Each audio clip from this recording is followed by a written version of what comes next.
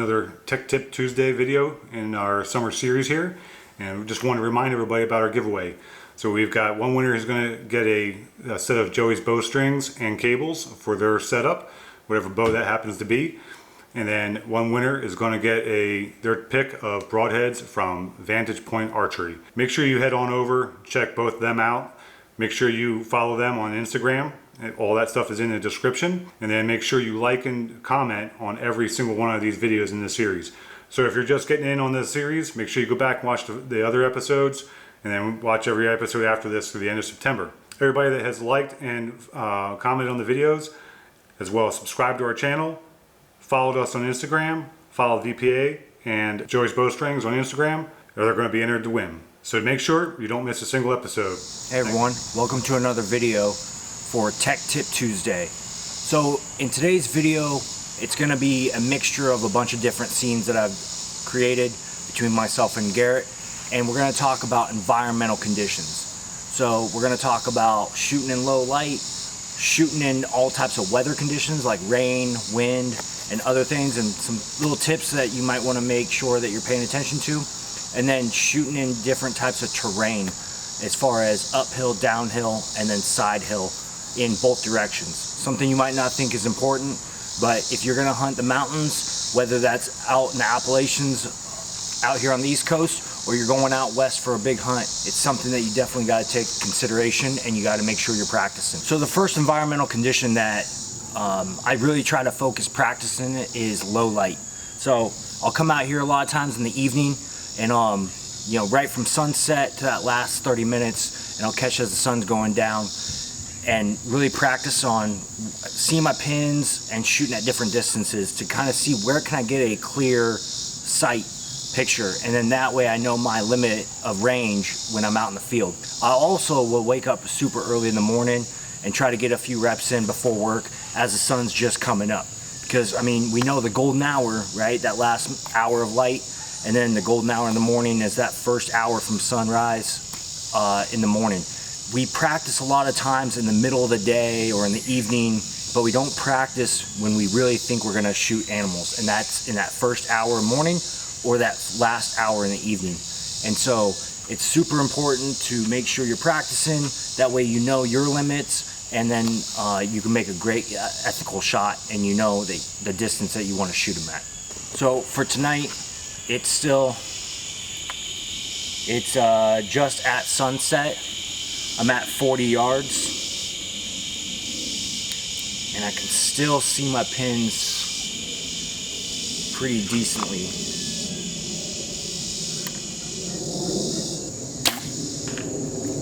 So it's also important to make sure when you're shooting in the same type of environment that you're going to be hunting in too. So my backyard here, it's pretty covered with treetop cover.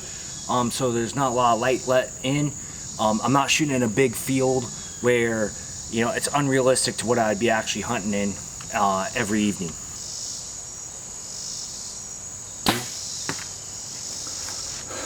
So it might look a little bit more light on the camera there, but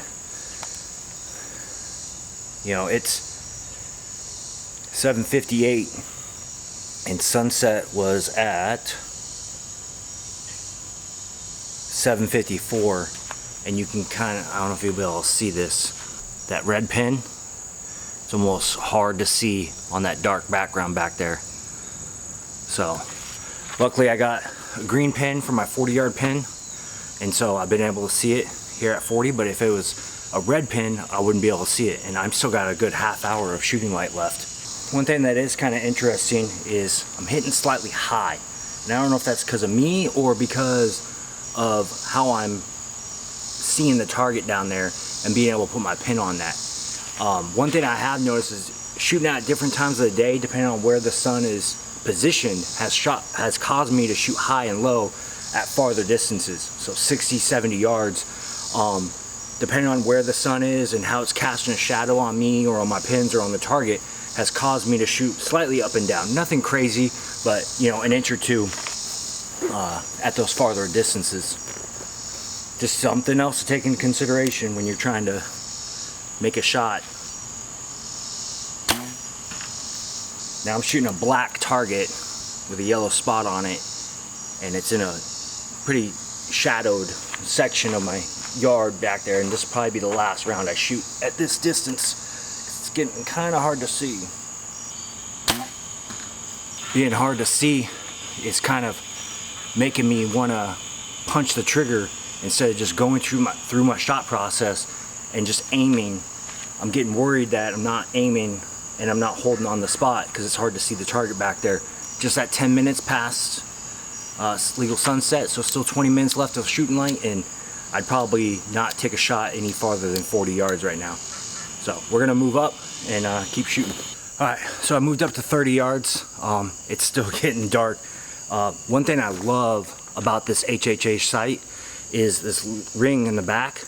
I shoot the .10 fiber optics because aim small, miss small. I don't like a big bright ass dot blurring the target, covering the target too much, so I go with a small dot. But and it's hard in low light though. So what I love about this sight is I can back this ring off, and you can see. Let's see if we can get this. You can see the pins get brighter. Probably can't see that. And this ring actually will come all the way off if I really needed to. But oh yeah, you can kind of see that top pin got brighter. Bottom pin got a little bit brighter. Oh yeah, there we go. Just by backing off that ring. So in these low light situations, that's what you got to do. I'll tell you what, that was kind of hard. So once again, it was 7:55. Legal last the sunset. It's 8:08 right now, and when we got clear skies, we don't even have cloud cover, and it's already hard for me to see that pin. And probably because it's a red pin, putting it on a dark background, it's just getting washed out. So, I mean, now I know, situation dictating, but I probably will not take a shot over 30 yards or over 25 yards where I have to use my 30-yard pin. 15 minutes with legal light left. So we're gonna move up to 20 and just get a couple more sets in as it gets to the last legal light. All right, I think that's about it. You guys can barely even see me now. So, hey, just remember, when you're practicing like this, you got to think about how you can ethically make a shot. I got it. We all want to shoot that big buck, and if he steps out with 15 minutes left, you got to realistically think, can I make an ethical shot? Am I going to be able to put it right behind his shoulder and make that good, clean shot? Or am I just aiming for a center mass and a dark shadow and then praying that it hits the right spot? So remember, take that out there and yeah, keep watching some of these other environmental conditions.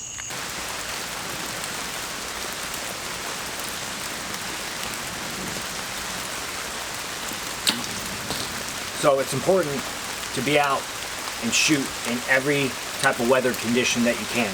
You don't want to be a fair weather shooter and you're only going out and shooting when it's nice out, cool, because we don't hunt in that kind of weather. We don't only go out and hunt when it's nice out, when it's sunny or partly cloudy or whatever. Sometimes we get caught out in a rainstorm, and that deer could be walking out and moving around during that rain. And so we want to make sure that not only are we comfortable shooting in the rain and inclement weather, but we also want to make sure that our equipment shoots and we know how our equipment is acting.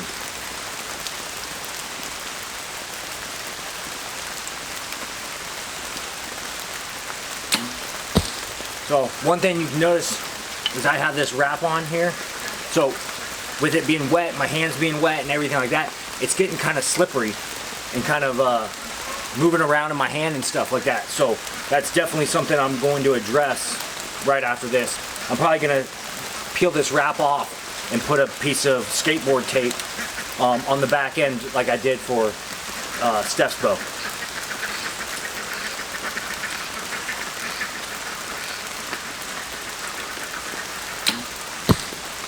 So, practicing in the rain and the weather, there's water on my string, there's water on the cams, there's water on the bow. The rides are slippery, the raindrops hitting the sight housing. All of those factors play a difference. The arrow flight how arrows flying through the air.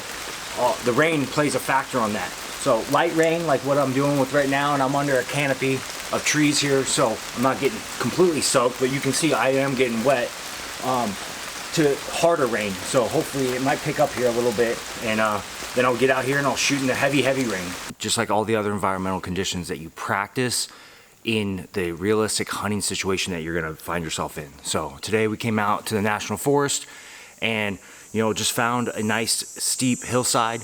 The way I can practice shooting downhill, uphill, and then both side hills. The first thing I want to say, tip for doing this is, and some of you guys, a lot of you guys will probably already know, being tree stand hunters or something along those lines, the true distance line of sight that it is not what you're going to shoot it for. And so if you have one of those rangefinders that just gives you the line of distance and doesn't do the calculations for you, then you need to take a few yards off depending on how steep of an angle you're shooting at. Realistically, this target looks like it's a little over 20 yards, about 25, 26 yards. And the rangefinder is clocking in at 21 yards. So another tip or trick that I can give you that I learned when I started shooting 3Ds years ago on the West Coast, where you're shooting a lot of up and downhill shots, is when you find your target, try to come up to level with you and find something that's realistically in that same area. Hopefully it's standing next to a tree or something like that. You come up to what's eye level with you and you range to that. And then that's the distance that you're gonna shoot for. Next thing is your footing, right? So if you have time, hopefully you can get yourself some nice flat or even surfaced footing, like what you practice back at home or at the range, at your indoor shop, or even outdoors place. Usually it's all flat, level ground, which you come out to the mountains or you go out into your hunting situation and you're not always gonna have flat, even footing for that. So I gave you some tips that I practice at home on how I can do that, but then just getting used to it here out in the actual situation. Next is, when you go to draw your bow, you still want to draw straight up as if you're going to shoot straight the target, okay? And when you draw, and then when you get settled in, I'm going to pivot at the hips. I'm going to pivot at my hips either which way I got to go. So if it's an uphill shot, I'm going to swing my hips into the mountain, and I'm going at whatever angle it is, and I'm hinging at my hips. That is important, so that way you keep your form and you're maintaining the proper shot process, and it just gives you the best overall accuracy that you can find. So once again, I draw straight up, get my anchor, and then I'm gonna hinge at my hips. It's also very important that you're still maintaining the bubble. Depending on if you're shooting just straight downhill versus at like an angle, your bubble will play tricks on you. And so as long as you still maintain that bubble in the center, no matter how awkward it feels, your shot will be true to how you want to shoot it. Hope you enjoyed this iteration of our Tech Tip Tuesday series. Environmental conditions is something that's often overlooked. So getting out there in the rain, the wind, the heat, the cold, whatever it is something that's really important. There's a lot of things that we could touch on in this video, but it could be a very, very long video. But so think about things like wearing heavier clothes for late season archery, or the fact that early season it's kind of hot. Thinking about shooting from different positions. You have a saddle, which we're going to talk about in an upcoming video, so make sure you stick around for that one. This stuff is important. Get out there in the low light, get out there in the rain, get out there in the wind, get out there and shoot uphill, downhill, side hill, all those different things. They all apply. Hopefully you guys got something out of this and it kind of got you thinking a little bit. I know as Chris and I were working through this video and what we wanted to put into it, we've picked up on a couple of the big things that we think was most important, but hopefully, like I said, it gets you thinking a little bit about other things that you should be looking at as well when it applies to the environmental conditions in your shooting. Because when you get out there in the field, this is the kind of stuff you're going to have to deal with when in a real life environment, and it's much different than shooting in on a range or in your backyard or whatever, shooting at a target. In the field, with all these conditions applying, you're shooting at an animal, and you want to make sure you make a well-aimed and executed shot so that you have an ethical kill on an animal. Thanks for watching, guys, and we'll see you guys on the next video.